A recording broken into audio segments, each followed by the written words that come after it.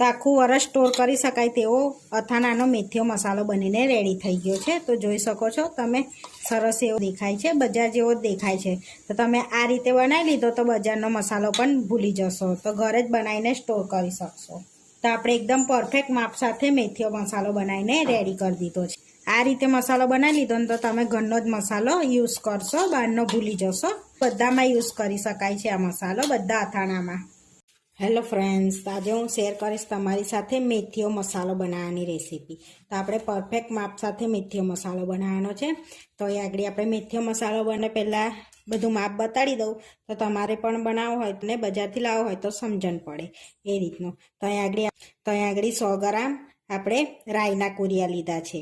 પછી એનાથી ઓછું આપણે 50 ગ્રામ જેટલા મેથીના કુરિયા લીધા છે અને 30 ગ્રામ જેટલું આપણે મીઠું લીધું છે। તો આપણે પરફેક્ટ માપ સાથે બનાવીએ છીએ એટલે। અને 1/4 કપ જેટલું આપણે સિંગ તેલ લીધું છે, અડધી ચમચી હિંગ અને અડધી ચમચી આપણે હળદર લીધી છે। તો આ ચમચીના રેગ્યુલર ઘરની ચમચી હોય એનું માપ છે, આપણે અડધી ચમચી લીધું છે। તમારે વધારે સ્ટ્રોંગ હિંગ હોય તો ઓછી કરી લેવાની, અડધીમાંથી બી। તો આપણે એ રીતનું માપ લીધું। અહીંયા આપણે સિંગ તેલનો ઉપયોગ કરીએ છીએ। તો સૌથી પહેલાં આપણે તેલને ગરમ કરી લઈશું। તો સૌથી પહેલાં આપણે સિંગ તેલને ગરમ કરી લઈશું। તો અહીંયા આગળ વઘારિયામાં આપણે સિંગ તેલ લઈ લઈશું।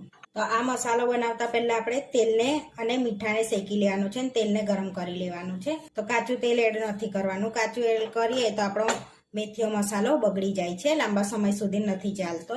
એટલે સિંગ તેલને ગરમ કરીને, કોઈ પણ તેલ લેતા હોય તો ગરમ કરીને જ એડ કરવું। તો અહીં આગળ આપણે ગરમ કરી લઈશું। તો ધુમાડા નીકળે ને એટલું આપણે ગરમ કરવાનું છે। તો આપણા તેલ ધુમાડા નીકળ્યા છે તો આપણે હવે ચેક કરી લઈશું। એને ખબર કઈ રીતે પડશે, તો એને ચેક કરવા માટે આપણે 2 દાણા મેથીના કુરિયા એડ કરીશું। તો જોઈ શકો છો મેથીના કુરિયા એડ કરતામાં જ ઉપર આવી ગયા છે, એટલે આપણું તેલ સરસ ગરમ થઈ ગયું છે। તો હવે તેલને એકદમ ઠંડુ થવા દેવાનું છે, રૂમ ટેમ્પરેચર પર આવવા દેવાનું છે। તો ગેસને બંધ કરી દઈશું આપણે।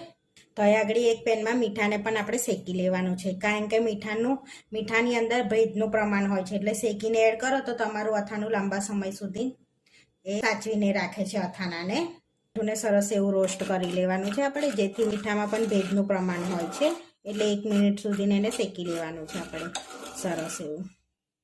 તો 1 મિનિટ થઈ ગઈ છે ને આપણું મીઠું સરસ શેકાઈ ગયું છે। તો જોઈ શકો છો એકદમ આમ ખબર પડી જાય છે શેકાઈ ગયા પછીનું મીઠું। તો હવે ગેસને બંધ કરી દઈશું અને મીઠાને પણ ઠંડુ થવા દઈશું। તો મીઠું એકદમ ઠંડુ કરી લેવાનું છે આપણે। આ કુરિયા રાઈના તે મોટા લાગે છે આપણાને, જોઈ શકો છો આ રીતના। તો હવે આપણે એને મિક્સરમાં એડ કરી દેવાના છે અને પલ્સ પર મિક્સરને ફેરવવાનું છે। 1 2 3 પર નથી ફેરવવાનું, નહીં તો એકદમ પાવડર થઈ જશે। પાવડર થઈ જશે એટલે તમારો મેથીયો મસાલો કડવો થઈ જશે। એટલે આગળ આપણે રાઈના કુરિયાને થોડુંક ફેરવી લઈશું પલ્સ પર। તો અહીં આગળ આપણે આ રીતનું નાનું મિક્સર લીધું છે અને મિક્સર એકદમ કમ્પ્લીટ હોવું જોઈએ, કોરું, તે ભીનું ના હોવું જોઈએ મિક્સર। એમાં આપણે રાઈના કુરિયા એડ કરી દેવાના છે,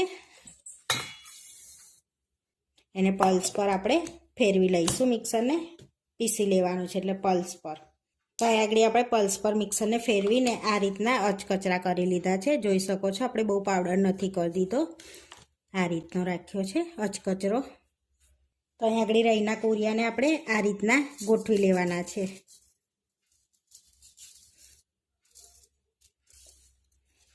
તો રાઈના કુરિયાને આ રીતે ગોઠવી લીધા છે। હવે આપણે એ જ રીતે મેથીના કુરિયાને પણ રિવર્સમાં ફેરવી લેવાનું છે, પલ્સ પર મિક્સરને ફેરવી લેવાનું છે 1 થી 2 વાર સુધી। તો આ રીતે મેથીના કુરિયાને બી આપણે પીસી લીધા છે, જોઈ શકો છો। એને પર આ રીતે એડ કરી દેવાના છે। હવે આપણે એની અંદર હિંગ એડ કરીશું આ રીતની વચ્ચે, અને સાઈડમાં હળદર એડ કરી દેવાની છે આ રીતની। તો હવે હિંગની વચ્ચે આપણે આ તેલ ગરમ છે તો હિંગ પર એડ કરી દઈશું 2 ટેબલ સ્પૂન જેટલું આ રીતનું, જેથી હિંગનો કાચો સ્વાદ વયો જાય, કાચો સ્વાદ ના લાગે એટલા માટે। તો સહેજ ગરમ હોય ત્યારે જ એની પર નાખી દેવાનું, એટલે હિંગમાં કાચો સ્વાદ ના લાગે। આપણે મેથીયા મસાલામાં હિંગનું પ્રમાણ હોય તો મેથીયો મસાલો સારો લાગે। હવે ઢાંકીને 10 મિનિટ માટે રવા દઈશું આપણે। જે મિનિટ થઈ ગઈ છે, તો 10 મિનિટ થઈ ગઈ છે સરસ। આપણી હિંગ પણ સરસ સેટ થઈ ગઈ છે અંદર, જોઈ શકો છો। હવે આપણે અહીંયા આગળ મીઠું એકદમ ઠંડુ થઈ ગયું છે, પછી જ એડ કરવાનું છે આપણે અંદર આ રીતે। અને સૌથી પહેલાં આ બધું આપણે મિક્સ કરી લેવાનું છે આ રીતે સરસ એવું. આપણે એની અંદર તેલ એડ કરવાનું છે, તો તેલ છે ને એકદમ ઠંડુ થયા પછી જ એડ કરવાનું છે, તો થોડુંક પહેલાં એડ કરીશું આપણે આ રીતે અને પહેલાં મિક્સ કરી લઈશું સરસ એવું. આપણે પરફેક્ટ માપ સાથે બનાવીએ છીએ. અહીંયા આગળ કાશ્મીરી લાલ મરચું તમને બતાવવાનું હું ભૂલી ગઈ હતી, એટલે 100 ગ્રામ આપણે કાશ્મીરી લાલ મરચું એડ કરવાનું છે અંદર. તો અહીં આગળ તેલ ઠંડુ થયા પછી જ એડ કરવાનું છે. બસ મિક્સ થઈ ગયું છે, આપણે જોઈ શકો છો.